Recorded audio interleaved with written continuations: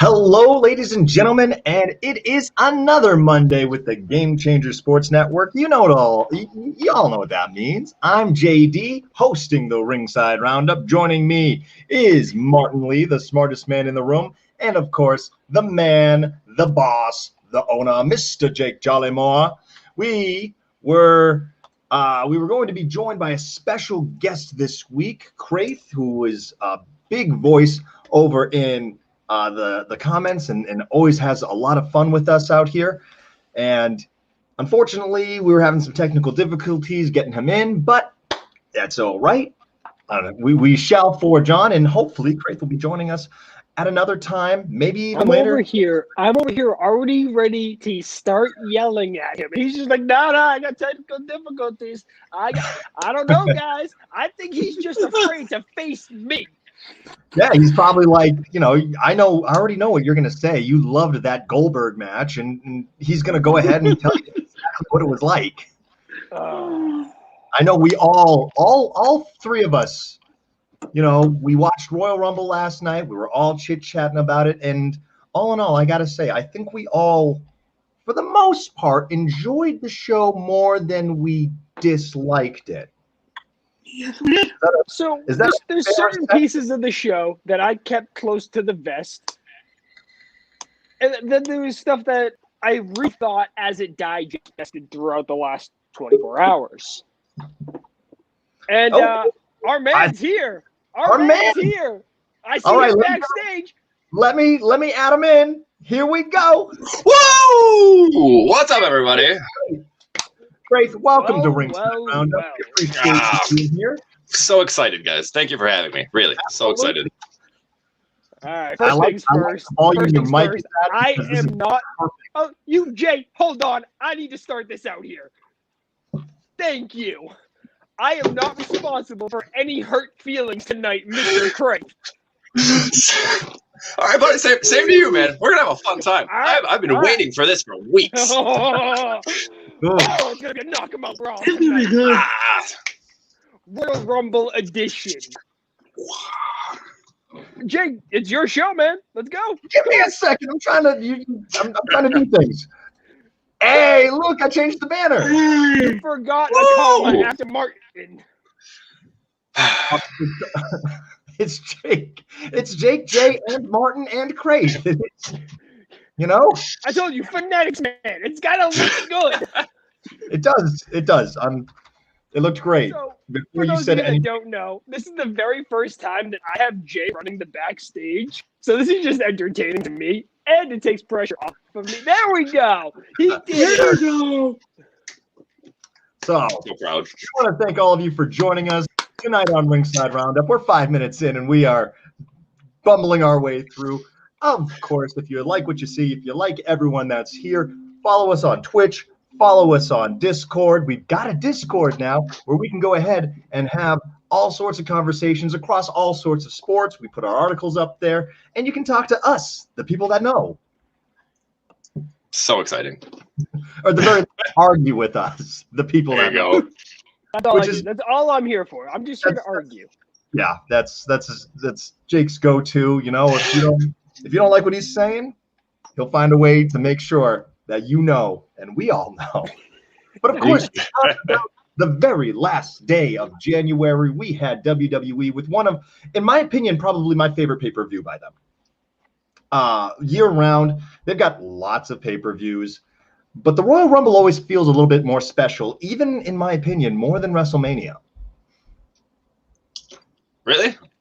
Really, really. I mean, really? I have to agree with that. I'd rather watch the Royal Rumble 4 times a year than WrestleMania 4 times a year. Fair point. So and that comes down to opinion. I love the Royal Rumble match. It does usually, while all 30 competitors aren't going to be the ones that you're going, oh, he's got a chance.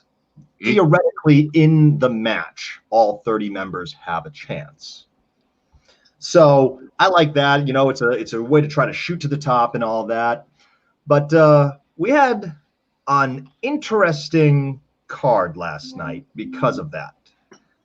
Let's go ahead and just real quick. We didn't talk about anything we were doing tonight whatsoever. We have no plan. I think the best way to handle this is start with the pre-card and go all the way up to the men's rumble. So right top to bottom. Yep. Or bottom to top in this case. So who actually cared about the pre-show? Woo! All right. Pre-show was women's tag match. Was that the only match that was there? I caught about half of it. So it's the women's tag team match. Oh, I have a point on this already. Martin, my man Martin, main man in the room, the most important guy here. You had a comment, I think it was 2 weeks ago, about this Lacey Evans and Ric Flair storyline. Do you remember it? It was, it reminds me of the 2003 storyline between Al Wilson and Dominic. Okay. What was that storyline? Refresh my memory. Al Wilson, Dominic was trying to seduce Al Wilson to make Chloe mad. All right, so Martin, you actually understand what's going on in this storyline. So a lot of the feedback online on this storyline is that Lacey Evans is quote unquote gold digging. Okay, that's not where the psychology of the storyline is. Under any circumstance, if you actually watch the storyline, it's Lacey Evans learning from Ric Flair to get the advantage on Charlotte Flair. And once that clicked with me, and that was last week, in all honesty, because I hadn't watched Raw in God knows how long, I watched last week, and that finally clicked. It wasn't Lacey Evans trying to use Ric Flair to gain championships or gain money or take his money. And it's not Ric Flair being the dirty old man. It's Lacey Evans using Ric Flair to get underneath Charlotte Flair's skin. The psychology behind this storyline is almost, in a completely different sense, as good as the Fiend Alexa Bliss storyline. I mean, the psychology. I see reactions there. I see reactions there. That's a bold claim, man. I don't know. That's a lot. They're both good storylines for completely different reasons. When you look at it that way, I can absolutely agree, especially when Lacey Evans is learning from Ric Flair, not just trying to get under Charlotte's skin, but actually using it as a mentor kind of thing. During the pre-show, Ric Flair handed her something so she had a loaded woman's right rather than just hitting her with the woman's right. That's something that only the dirtiest player in the game can teach you. So when you look at it at a deeper level like that, yes, the storytelling is there. I would still put it second to the Fiend and Randy Orton and Alexa Bliss and Randy Orton's miraculous 6-day heel, and that stuff's. I don't know. Can that man just heal like Wolverine now? I think so. Also, I did not think of that, but you kind of have a point there because I can see how you would think that Lacey Evans is trying to use the Flair to get under Charlotte's skin and use it to her advantage. I can see that now. Yep, I mean it's there. It's there. But to add in that whole learning thing, I think does definitely bring it up a notch. It makes it something that's not as just eye-rolling worthy. I don't know, man. If this doesn't lead to Rick versus Charlotte and an I Quit match, a la Vince and Stephanie, I don't want it. I don't think that's at all where this is going. Yeah. Come on. No. I know at least like 8 people who wanted Rick to jump in that woman's Royal Rumble so bad last night when his music hit. Just for 30 seconds. It would have been the best thing all night. I would agree with you only if it happened while R-Truth and the rest of those guys, 24/7 guys. No. I have an entire rant about that. We'll get into that when we get into the Women's Royal Rumble match. Let's stick to the pre-show, shall we? We're still on the god-awful Women's Tag Team Championship match that should not have been on the show. Just for all 4 of them to show up in the Royal Rumble later. Right? I absolutely hate when you're on a match and you show up in the Royal Rumble because it's 4 other spots where you could have given me people from NXT. You could have, realistically, UK probably couldn't have shown up because of Corona protocol, but you could have given me anything except again, when we get to the Women's Royal Rumble, I'll talk about the fact that I like Charlotte at the end there and why I like that. But at the same time, the rest of the pre-show was completely pointless. I mean, the match just didn't do it for me. The match was just nothing. It was just an average women's championship match. And to me, I was surprised that Nia and Shayna won. Not because they don't deserve it, but I thought that Asuka and Charlotte were going to keep the titles because of the storylines that they were on. But nope. But I didn't see them keeping the titles under any circumstance. No. They held longer than I thought they would. I see why they did it, but I'd rather them just Charlotte turn on Asuka or Asuka turn on Charlotte. I'd rather see that than what I saw last night. Craith, tell me, why exactly did it not make sense for Charlotte and Asuka to keep the titles past last night? I mean, listen, man, if Charlotte isn't women's champion by the time we're at WrestleMania, then I don't know WWE anymore. So I don't. Man, they did. Oh, okay. Whoa, whoa, buddy. What? Oh, brakes. We don't. Oh, buddy. No. You just said the wrong sentence. First thing, Charlotte, come on. No, does she deserve? Absolutely, she's the best in the division. 100%. I'm not saying she's not the best in the division. Of course. But you're going to have Belair winning the Rumble to go on to take on, obviously, Sasha. Going to be a great match, which leaves a open spot for Asuka. But the way that title match went, they didn't build Asuka and Charlotte. That's not a match we're going to get. Oh, buddy, I didn't say Asuka and Charlotte at Mania. No. With the way WWE books things, I'm almost certain we're getting Rhea versus Charlotte for the Raw Women's title at WrestleMania. I'm almost certain. All right. Fuck the Goldberg match. We're going to skip right over that and get into the Women's Royal Rumble match. Thank you. That was a piece of garbage.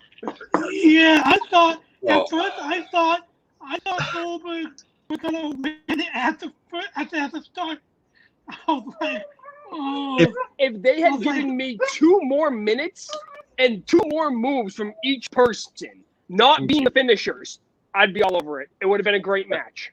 If I would see a side headlock from Goldberg, I'd pop. Like, just a side headlock. I don't care anymore. Just literally anything. Yeah, and like Drew that. McIntyre taps out to it. Yeah, there we go. Oh.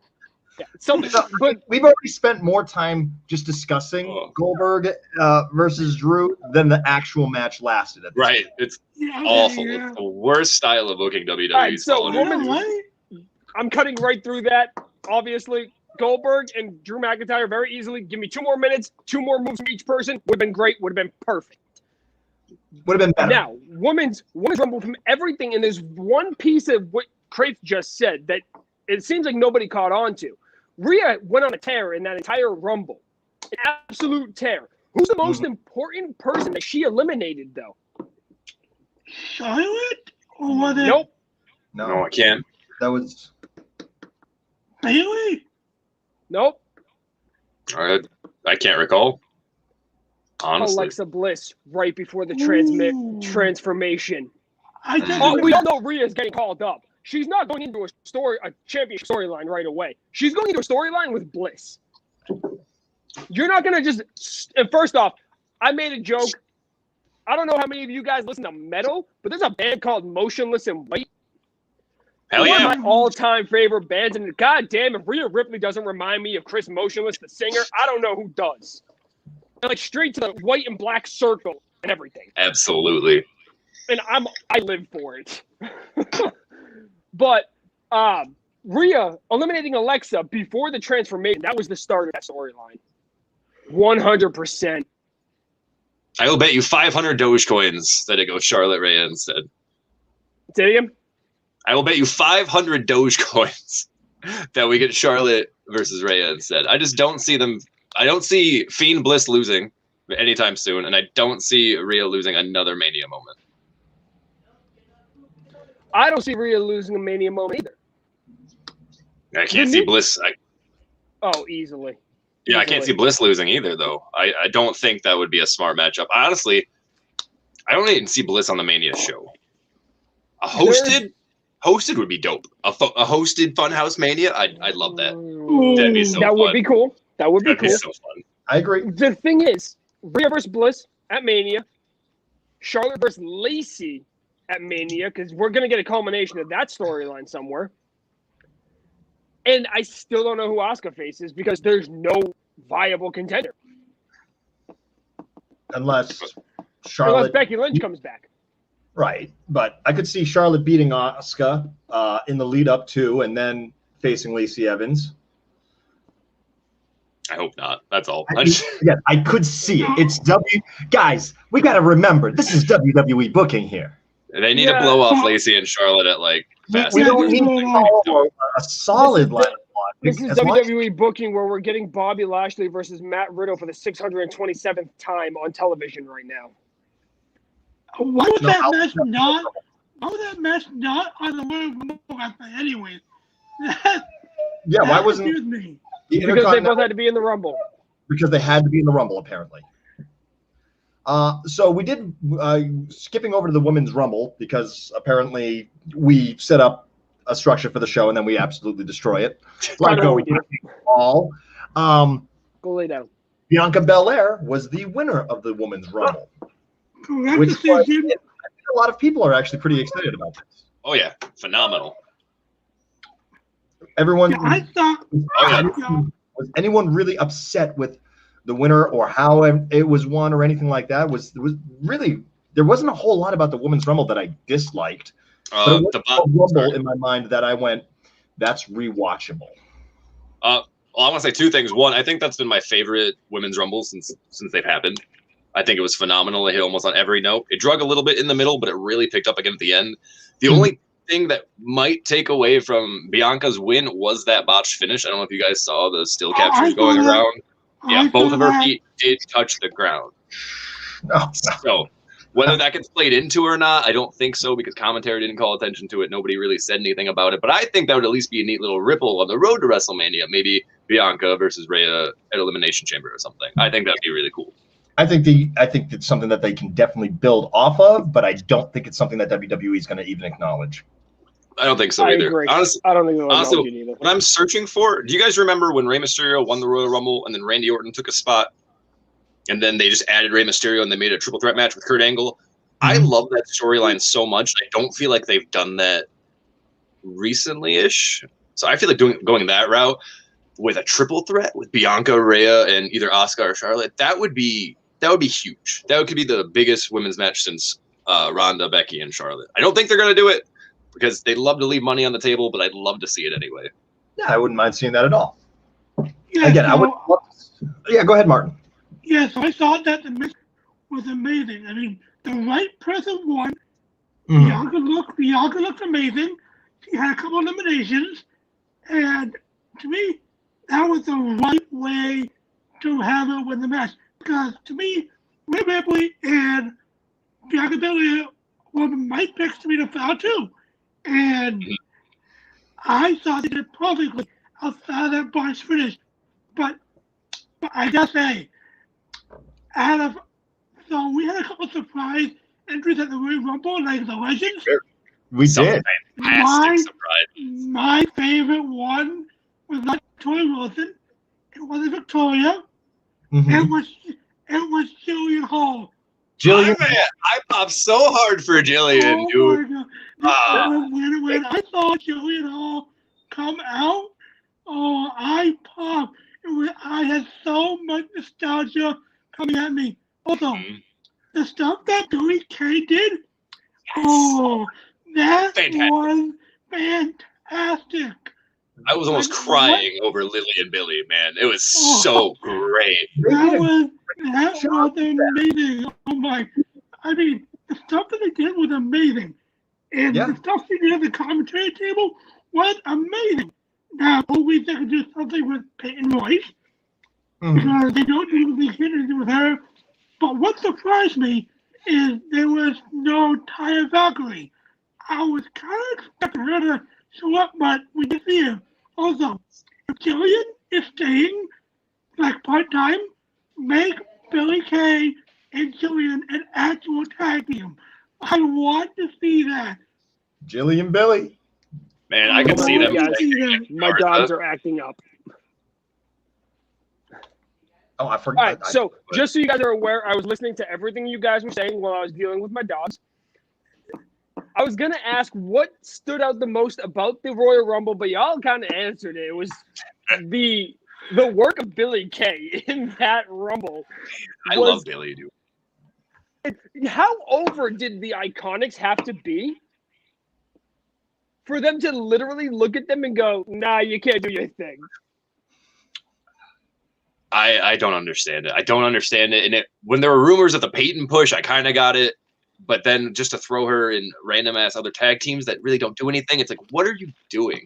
But I think also it's kind of interesting to note how many layers and how much effort is going into this, for what it's worth, a low card story. It feels like they're putting a lot of effort into it. So we might be getting a build off soon, even though I was heartbroken that Billy didn't do the iconic pose. I was heartbroken. We all wanted the iconic pose. Every single one of us. We all wanted it. Also, I got some news. So Sheamus has turned heel. Wait, he did? Or half? Half? Yeah, he attacked to a McIntyre, something like that. And my last piece to catch up on what I missed here, guys. At what point do we stop calling it a Royal Rumble surprise when you are in every Royal Rumble and that's the only thing you ever show up to besides Legends Night, i.e. Tori Wilson? I.e. Tori Wilson. I mean, it's nice to have her on the show, I guess. Tori Wilson, actually, she looks phenomenal. Like she looks like she could go if she wanted to. 100%. Her and Trish Stratus both look like they are still in ring shape. Absolutely. Even Jillian looked great last night. It's been how long? Man. I popped when Jillian came out, and then the oh my god, that was man. Oh. The only one I kind of looked a little bit iffy in the ring was I had the name just Mickey James. Mickey James. Victoria looks like she's worn out. Yeah. Victoria looks like, because she's got that big knee brace and everything, she just looks like she's been doing it so long that it hurts each time she's in there. You know, I think she's worn out. I don't think it's actual ring rust. Yeah, it wasn't ring rust, no. What do you got, Martin? All right, so I got a spoiler. So this just came out from Dave Meltzer. So Roman Reigns versus Edge is the planned match for WrestleMania. Wait, Roman Reigns versus Edge what? At WrestleMania. Yep. I don't like it. Yep. David Meltzer just reported this. He just said that Roman Reigns versus Edge is the planned match at WrestleMania. Did y'all not see that one coming? No, I didn't. I'm going to be honest. I saw Orton, Edge, and McIntyre as a triple threat. See, Orton Edge makes sense, but he won that Rumble. I'm going, he's going to take care of Orton, or Orton's going to put himself into a title match, but I see it being against Roman Reigns' title, or against Roman Reigns 1. I thought that was what it was going to be the whole time. Edge versus Reigns doesn't make, off the top of my head, doesn't make sense. There's literally no history there. So you're just starting the storyline here. Mm-hmm. Didn't the world heavyweight title lineage get rolled into the Universal, or am I wrong on that? I'm not. No. I always get the lineages mixed up. Yeah, CV. No, when the world heavyweight title died, it died, and the Universal title came up and created itself, and the lineage started there. So I guess the only thing they can really draw off of was I was the SmackDown champion, and I never lost my SmackDown title. But honestly, I'm sick of the Spear versus Spear tagline. I'm sick of it. I never want to hear it again, ever. Yeah. Now, I would much. For me, it was the way that Roman Reigns was using his facial expressions. It reminds me a lot of Edge, actually. Fair point. Just like how he jets out the lower jaw like Edge did. Yeah. For some reason, that was what kicked me off to going, I could see it. I'm not saying it was a logical reason. Edge. I really thought we were going to go Orton Edge again, but I'm kind of happy we're not because I really want to see Edge's limited time in the ring spread out a little more.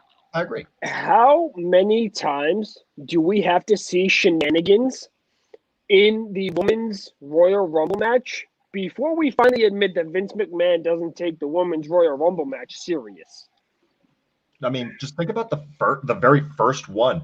There was only 5 women in the ring at any one time, despite there being 10 people.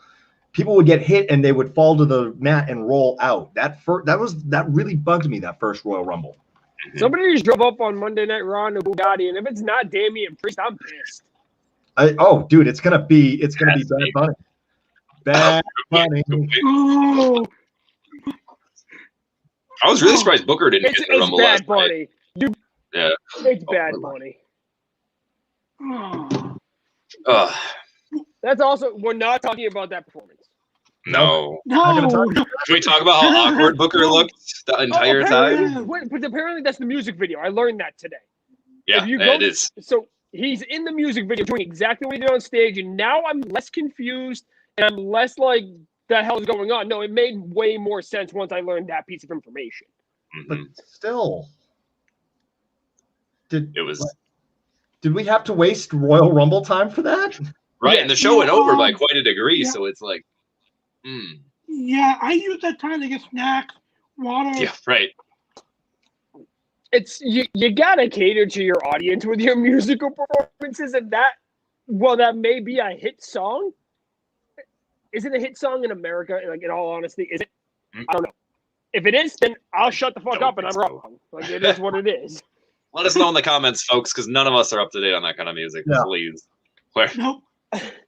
No. So we have a comment here. Can we talk about Shotzi Blackheart's entrance? The fucking tank, man. Oh, that was amazing. That was such a I love that little thing. I do. Shotzi's like definitely made right now. You know? Oh yeah. And then her shooting at Billy Kay. I'm really surprised that Shotzi was first out too, with the amount of her popularity, especially since Halloween Havoc. You thought they'd give her a little bit more of a shine, but you would think not this year. So I have to assume that Shotzi was the Mia Yim replacement, because there was no real plan in that Royal Rumble for Shotzi. She was just kind of there and gone with no memorable moment. That's a really good point. They could have just rode in that tank spot in like 30 seconds and then just threw her out there. Yeah, that's a really good point, too. There it is. Hi, my beautiful wife. What happened to Mia? Mia got COVID, which also caused Keith Lee to miss the event because they are, I don't know if they're engaged or married, one or two. Married? Is it married? Are they actually married? They might be. It might be more than they are at least dating, probably at least engaged, potentially married. So contract tracing took them both out of the Rumble. Which, unfortunately, was my number 1 pick for the Rumble until the Rumble started, which then I changed it. I had Daniel Bryan in my number 1 pick. Same. Let's move on to the SmackDown Women's Championship match. Carmella versus Sasha Banks. I'm going to give my opinion last on this one. All right. Well, let's start off with the smartest man in the room. We'll go on to Craith, and then I'll give my word. Honestly, guys, that match was not memorable to me. Hold on. I said the smartest man in the room, then Craith. Oh, see, I can't hear. That's exactly why Martin needs to go first. All right.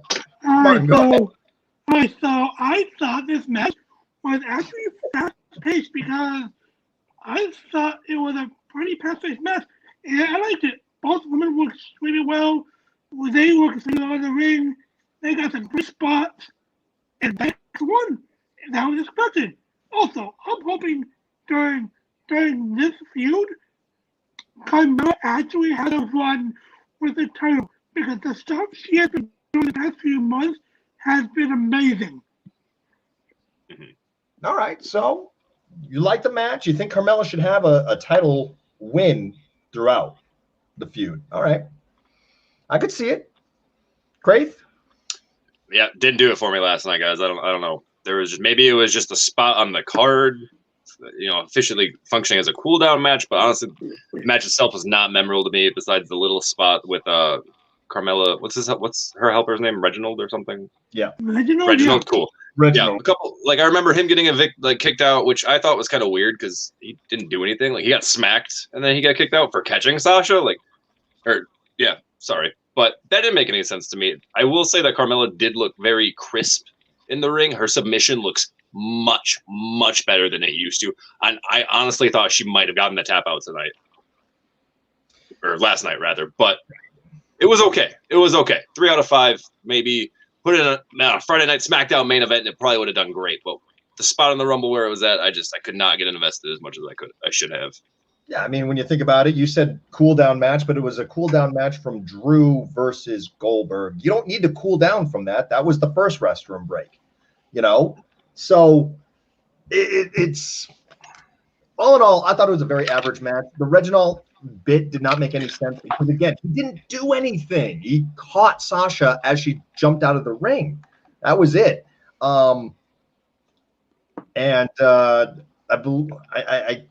Now I'm mixing up my matches in my brain, but I think Carmella took a heck of a suicide dive in that match. Yes.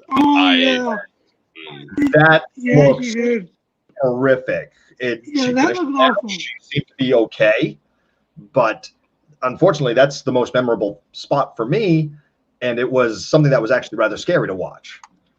All things considered, though, when it came down to the match itself, I would say an average match, something that, again, we would see as a main event on a SmackDown or something like that. It doesn't stick out. I don't think that the single matches on the show were particularly strong. Of course, we'll go over Roman versus KO a little bit later, and that one I think kind of saved the singles matches. But when it came down to it, this one was. You know what? We're getting there. We've got 4 people to get rambling at this point. All right, go ahead, Jake. Go ahead. Let's hear your part. All right, so the match definitely forgettable. Now, I haven't so much like Monday Night Raw before last week. I haven't watched SmackDown in God knows how long. I didn't even know Carmella was even back until I saw her on the card. But her look, her character play, and her psychology are all just taken up 10 notches from where she used to be. I agree. The onesie leotard bullshit. Oh my God, I hated that. She looked awful. She went from looking like she was straight out of New York to looking like she was straight out of a zoo to looking like she's straight out of a Valentine's Day movie. Her look, the look itself is a 10 out of 10. And the in-ring trash talking, which we can hear amplified by the fact that there's no crowds, that is a huge piece to what I assume is that character. And she did it beautifully. We're getting Edge versus Randy Orton tonight on Raw. Yep. Now make it for the Rumble shot, have Orton win, and then redo Mysterio and Angle storyline. I'm telling you. No, they won't do it, but God, that would be fantastic. Hey, Jake is the fantasy booker here. That's my job. That's my job. No, for the record, Jake, I understand why you did Carmella's whole new thing. I just every time I see it, I cannot help but think recycled Eva Marie. Every single time. I can't help but think that just Eva Marie got ditched or whatever. Eva Marie had zero talent. The reason Eva Marie didn't work is because Eva Marie didn't have talent in any aspect of it. Carmella's at least talented. We give Carmella that. We definitely have to give Carmella she's really talented. I can't but feel like they're trying to slot her into a spot that was meant for somebody else. And she's killing it. Honestly, I think Staten Island Carmella was probably my favorite, at least incantation of her. It was money. I definitely agree with that. Have we finished rambling on? Yeah, we have. Do you want to move on to the final fucking match? Singles match, at least. No, I don't. Oh, sorry. I am so sorry, show host. What would you like to do? I want to go right to the New Japan. Talk about. It's definitely a weird timing. Nah. Let's continue. Roman Reigns versus KO in a last man standing match, in a match that, up until the ending, was fantastic, in my opinion. You keep on giving me the shush. No. I was waiting to see where you went with that, but you didn't go anywhere, so I'm just going to cut you off and keep going. What about that was the issue? What about the ending? Obviously, there was a botch where Paul Heyman could not unlock the handcuffs. Yep. The problem with that was, from there, they had to rush the finish. And for Roman to just get up. Nope, they did not rush the finish. That was the end. That was definitely the end. Right, it was the end, but it did not slide into it as smoothly as it should have because of the way it happened. Kevin Owens was on his feet. He was trying to look a little wobbly and everything, but you got the sense that he was in a better position still. And the second Roman got free, they kind of got up, he looks, and then just jumps into the guillotine. It was so awkward how it wasn't, even if there was just 2 punches, one from each of them, and then he locked in the guillotine. I think that would have made more sense than just standing up and then,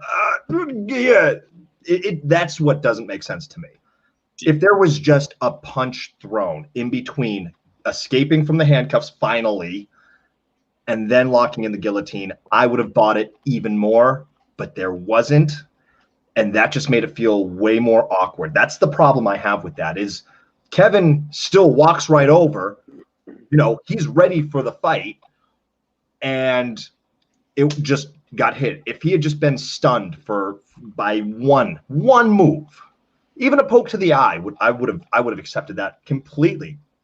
Stay on this subject, this specific time frame of the match. Martin, what were your thoughts on the botch? Let's go with that. What were your specific thoughts on the botch and everything surrounding it? I thought it was really awkward. I mean, when Heyman came out to get the out, I was like, okay, you're going to come out. I'm waiting, still waiting.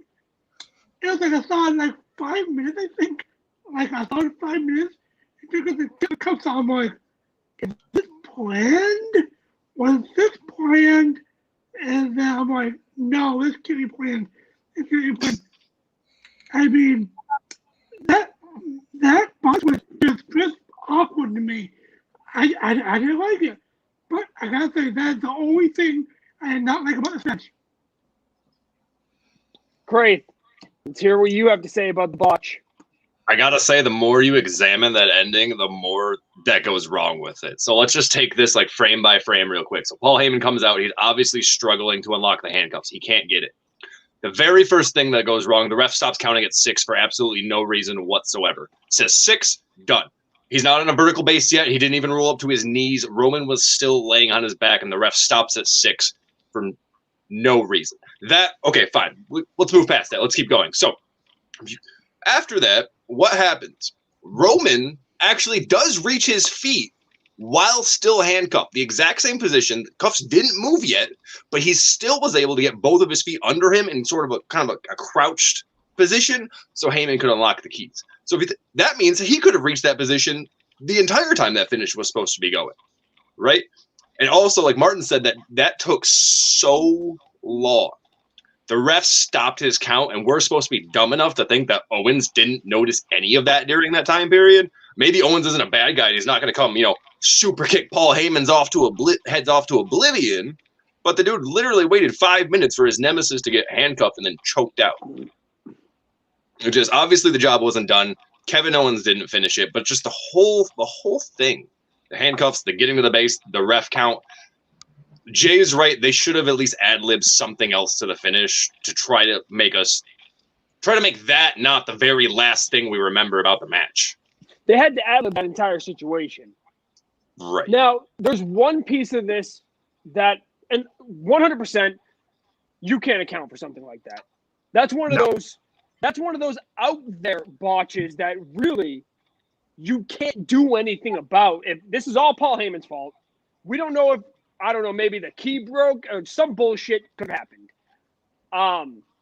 But at the end of the day, you can't sit there and the ref stopped counting at 6. Well, yeah, in a match this important of this high stakes, it made sense for the ref to actually stop. Unlike AEW where they stop at 2 and pretend like nothing's happening. I just think they could have got about it smarter. Like you could have Heyman go there and low blow with a second referee to give Roman more time. They're right there under the gun already, and they are just trying to think on the spot. None of this is planned at this point. So do they have time to? It's okay in the moment. What do I got? What can I think of? And the referee has Vince in his ear or whoever, because I think reports are Vince wasn't there last night. Yeah, someone in his ear. So whoever's in his ear, Kevin Dunn probably, was just get out of shot, stop counting, pretend you're not there. And that they did that right. I'll give him that. The ref disappeared. The second ref, that is. Absolutely up and disappeared. Perfect. We completely forgot about him by the time that happened. And if you guys did notice, there was a third ref that was there for the finish. I did not notice that. Yeah, I wasn't looking at ref faces. Once I saw the first ref go down. Whether it was explained or not is subjective because, let's be real, the whole third ref thing wasn't explained. Doesn't matter. They thought quickly and they got what they could out of it. Right. Now, Jay, I'll give you that. The extra punch or two makes a lot of sense. Psychologically speaking, I'm in. But in the critical thinking, the WWE Network has the plus of they're not actually under time limits. They don't need to worry about, this match went 3 minutes over because of that botch. It's the WWE Network, and you can always cut 3 minutes out of the Men's Royal Rumble itself. Mm-hmm. Other than that, that was probably the best last man standing match I've seen in the better part of the last decade. Yeah. Yeah, it was fantastic. Great match. Yeah, Go ahead, Martin. Sorry. Yeah, it was an amazing match. At some point during the match, I thought Kevin Owens was actually going to win. I thought there was something. I'm like, is WWE really going to do this? And then no more run. And also, this also put my theory that Kevin Owens, he is so versatile. I mean, you can give this guy a face run, a heel run, and just give him a good storyline, and he can run with it. Told you he was plug and play. Plug and play. Now,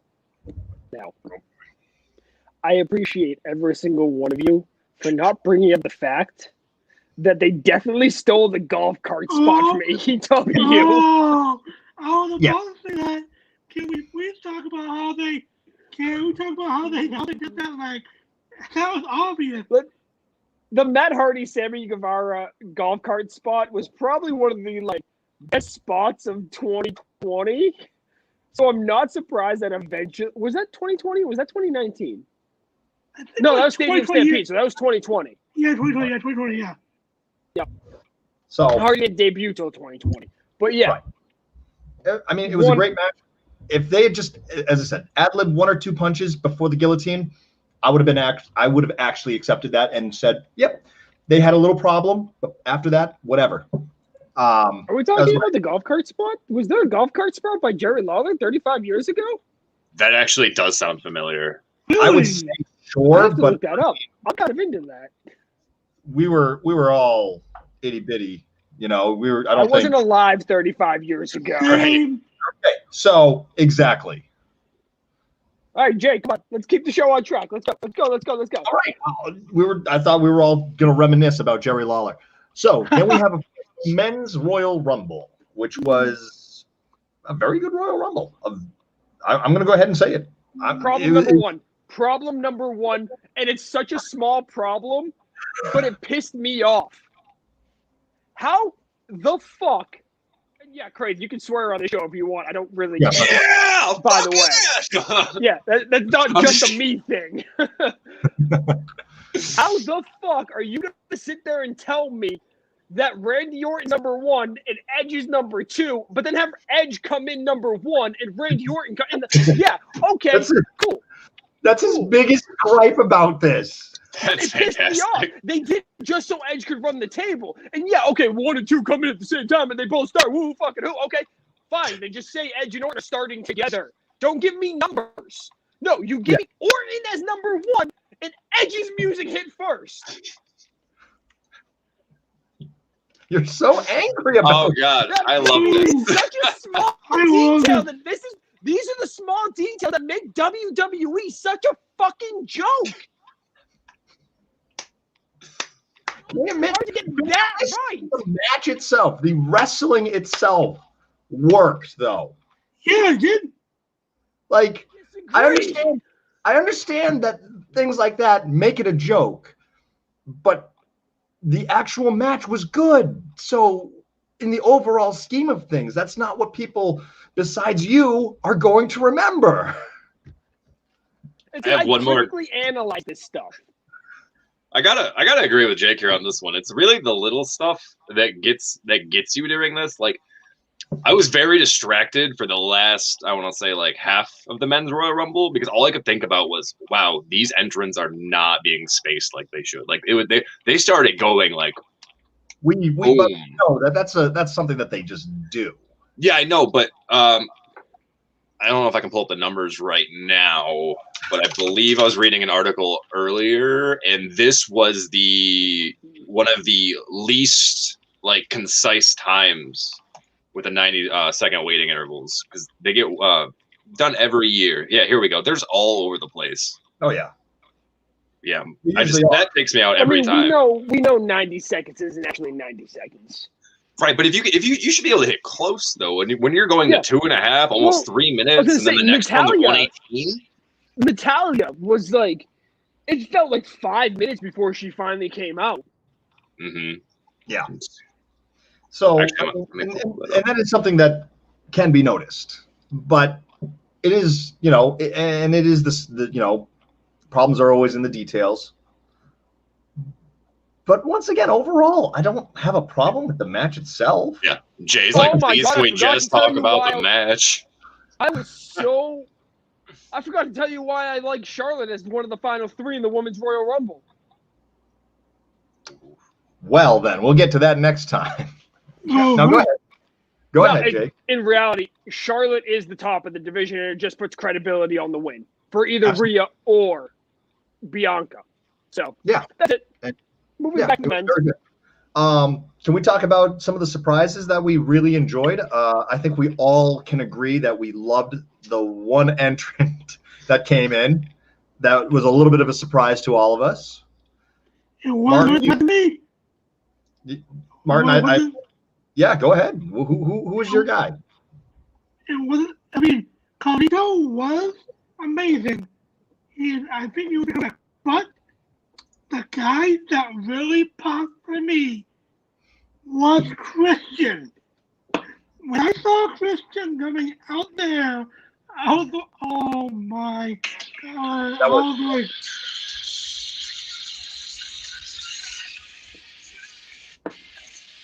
one of the best entrance musics ever. Oh, that was just amazing. Bar none. I marked out when I was. I don't know, Jillian Hall. Jillian had nothing on Christian returning.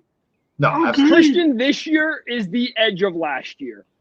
And he looked good in that ring too. He looked fantastic. And he's going back in a part-time role now.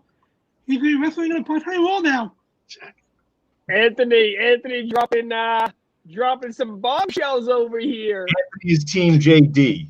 Anthony, I'm not saying they gotta be like exactly on, man. I just mean closer. What? Cecil. How about we let JD read that damn comment? No. Sorry. Go for it, Jay. Cool. I have the power to kick y'all out now. I'm new. Yet.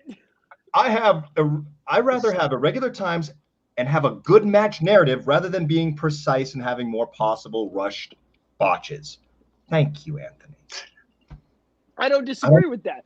But you should be able to get your shit in and have the Royal Rumble continue in a reasonable, and don't tell us 90 seconds. Tell us 60 seconds. Tell us 2 minutes. Tell us 2.5 minutes. Whatever. Don't say anything. Yeah. Assume whatever they want. Yeah. Assume that they've been doing this match for like 30 years and would have this all figured out by now. And that's really like, come on. Think about it. We all know Pat Patterson put together the Royal Rumble for the longest time. And Absolutely. when he was putting together the Royal Rumble, it was pretty fucking dead on. It was precise. Now, I don't know who's doing it, and it looks like it's not Pat Patterson. Right. It's put together so that people can get in their stuff or do what they have to do when they get in there and then get the next person out. Because I don't know if they think we get bored. I don't know if they think that some people need longer spots to breathe, I guess, and to get the reaction that they want. But this year was not in front of a live audience, so I don't think they should have been as less precise than they have been earlier. So interesting. I just did some Google foo, and it turns out they actually did not advertise the interval time this year. They never said this year 90 seconds. Maybe in like the promo video, but on commentary leading up, they actually didn't mention it this year. So that was my mistake, guys. I was not aware of that. I could have sworn I heard someone. Wasn't it in the announcement when? Yeah, probably in like the video or whatever. But like when they're announcing the match, this is the Women's Royal Rumble. Every 90 seconds there'll be a. Yeah, but commentary didn't do it, and that's what really sells stuff. Right. Or the build up or any of that. So that's something to note. Maybe they're already hearing my complaints. They're in my head. It's fine. Did anybody else notice that they're using the exact same graphics and graphic scheme as last year for WrestleMania? Yep. Not a fan. Then you don't have to pay money to, Yeah, but they made record profits. They could shell out a little bit for some pizzazz. They could, but I mean, in a business sense, if you don't have to, why bother? Was anybody else underwhelmed by the quote-unquote surprises besides Christian? I popped super hard for Hurricane, and I'll always pop for Hurricane. Absolutely. I popped for Carlito. Carlito, we kind of knew was going to be there. Kind of took it away from me. So, by the way, going up into the Rumble, and this is a future reference for you guys, I don't look at the spoilers of who the surprises are going to be. I have no idea, but it was so obvious that Carlito was going to be one of them that it took it away from me. Hurricane Helms is in it every 2 or 3 years. Kane is a waste of a space. All you really did with Kane was put some legitimacy on Damian Priest, who eliminated him. And you could have done that with Braun Strowman. Yeah, you could have done that with almost anyone. We could have gotten a better surprise than that. Yeah, Seth Rollins coming back was obvious. The only other really cool thing that I found from this Rumble, I really enjoyed how they had Big E and Lashley like really kind of competing against each other. That, for me, made it feel like the U.S. and the Intercontinental titles were on the same level and were important to a point, even if it was in a match that really had nothing to do with those titles. And the showdown was electric too. Like just between them, what the maybe 2 minutes they were going at it, I want more. I want all of it. I want New Day versus Hurt Business right now. All the titles, give me it. I need it. Give me bragging rights back. SmackDown versus Raw. Yes. Now, does anyone have any concerns about who ended up winning the Royal Rumble, the Men's Royal Rumble? Of course not. There's ups and downs. I mean, don't get me wrong. I'm a huge Edge mark. I've been an Edge mark since Edgehead. Yeah, longest time. I love Edge. Do I think he deserves it? Absolutely. But at the same time, you can make that play, the Mufasa Ali play of the part-time blah, blah, blah, blah, blah, is always getting the opportunities. The only reason why I say this is different is because Edge is still at the top of his game.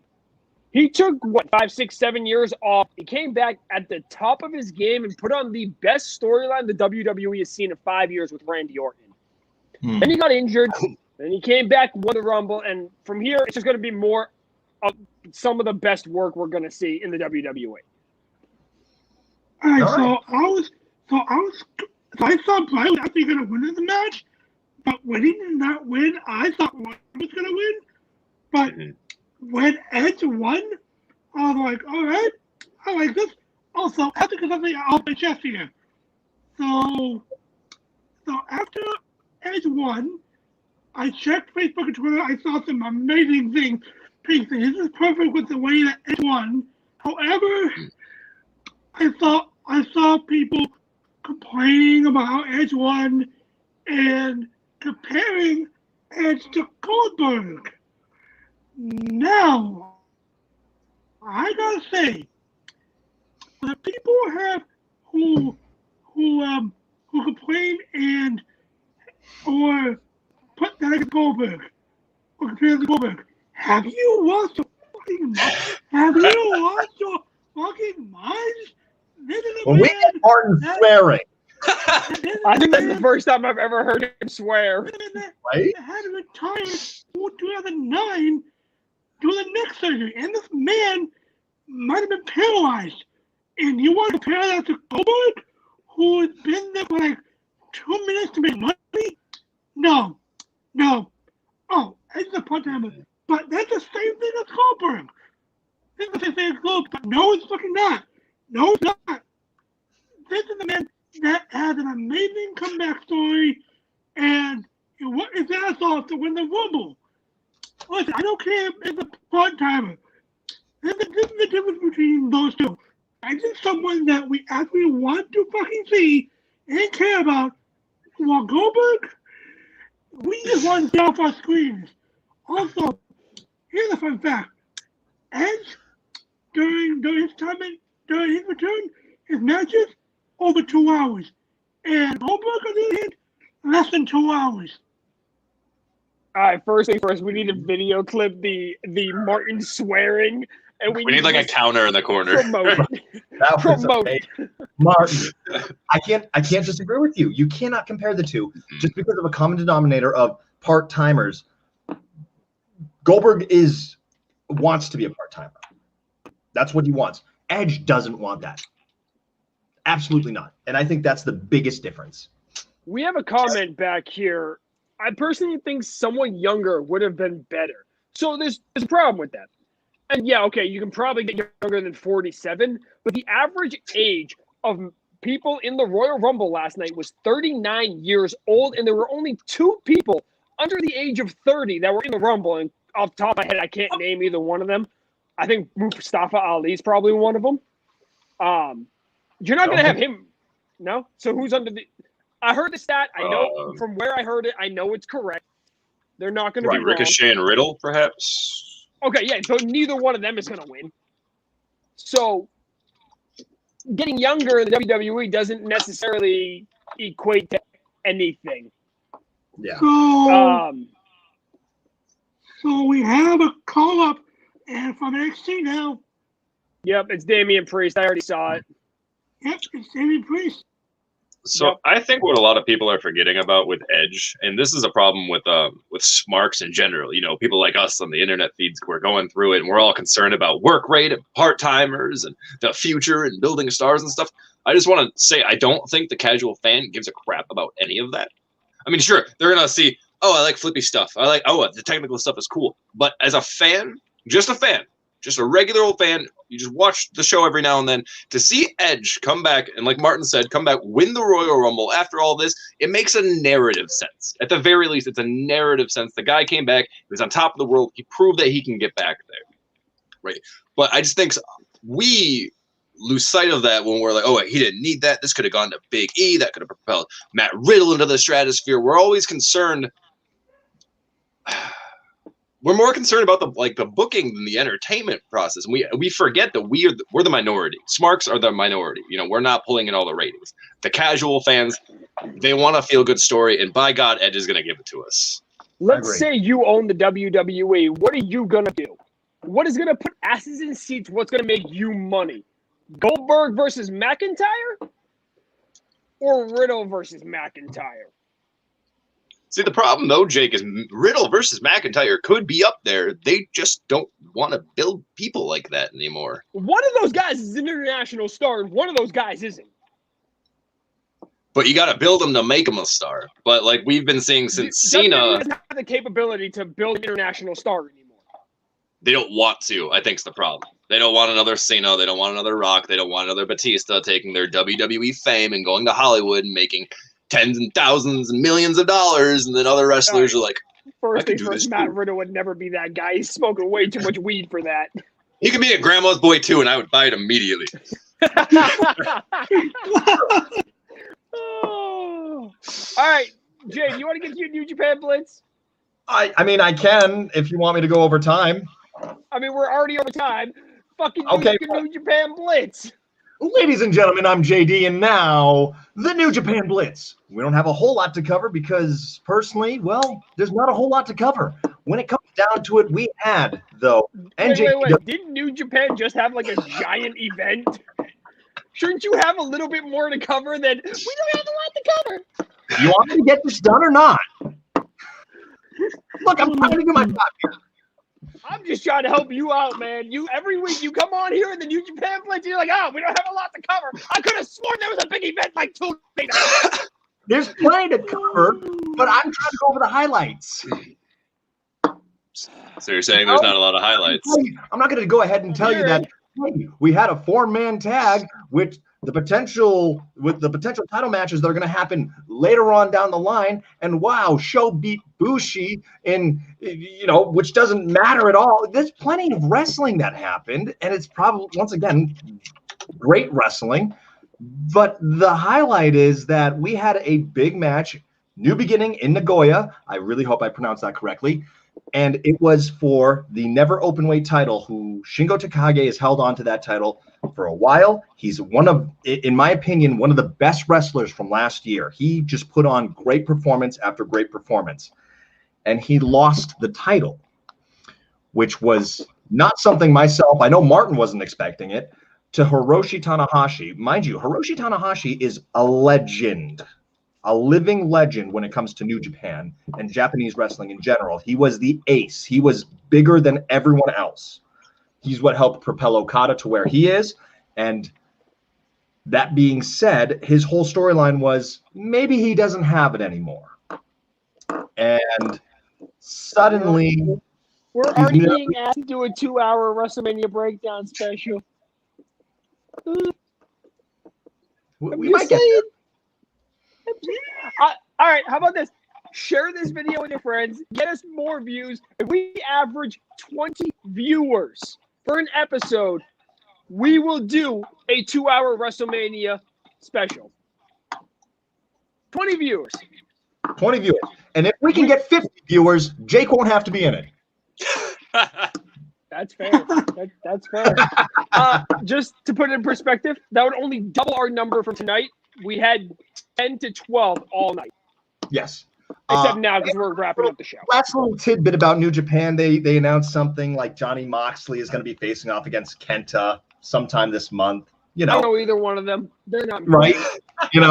We'll go into a little bit more detail about that next week when we don't have a big pay-per-view to cover. But some exciting stuff that's coming up in the future here for New Japan. And I'm excited to start those matches up when they come out. Wait a second, Jay, didn't someone just return? Yeah, you forgot the most important New Japan news that even I know. Look. This literally happened like last night. I wrote a beautiful article about the extremely emotional and somewhat delusional Jay White after he lost against Kota Ibushi for the double titles. And he made his return last night. And from what I recall, I wasn't able to watch the show yet, but from what I saw from the highlights and everything, it looks like he went after Ishii.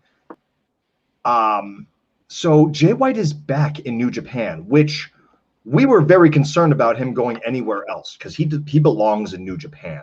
And hopefully we will get more and more of Jay White because I absolutely love the guy. He is the perfect, absolute straight heel of New Japan. So, and his wrestling is on point. I don't care what anyone says. His wrestling is on point. Great wrestler. So he made his return. Again, Probably something we'll go into a little bit deeper next week's New Japan Blitz. Whoa. Any final thoughts from us, gentlemen? Do we have anything we have to get off our chests? Any more? I got one thing. Go ahead, please. This was a very special episode because it was the Royal Rumble recap, and Craith got lucky that I didn't have to tear into him tonight. Next time. When we get to AEW, we'll get there. I promise. So for those of you that haven't figured it out yet, Craith is going to be joining us regularly as he can. So welcome the new member of the team. Whoa! Thank you guys so much for having me tonight. This was a lot of fun. I was obviously very nervous, but I had a ton of fun being here, though. Numero uno, when we press the don't go live button anymore, stay on. We're going to talk after. All right. But ladies and gentlemen, boys and girls, thank you for joining us here on the Game Changer Sports Network. You were with us live with the Ringside Roundup, and once again, to recap, the newest member of the group, Mr. Craith. I guess we're just going to Adam Craith. There we go. We've got the smartest man in the room, Martin Lee, the boss, the owner, the llama, just you can't mess me up like this. Mr. Jake Jollymore, I'm JD, and we will see you all next time. I'm going to do Tranquilo. You all can do that. I'm doing Tranquilo. Thank you so much, and we will see you all next week.